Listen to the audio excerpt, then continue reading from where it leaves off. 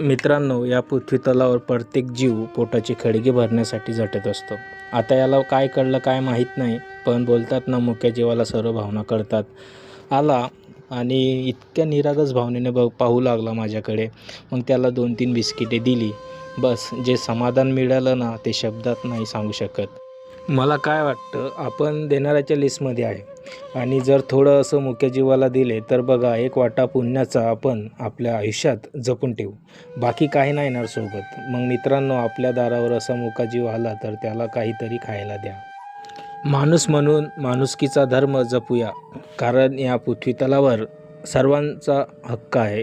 मग त्यात मुके जीव असतील, पशु पक्षी जे काय असतील, त्यांचा सर्वांचा हक्क आहे. आजकाल सर्वांना माहीत आहे की भूतदया संपत चालली आहे.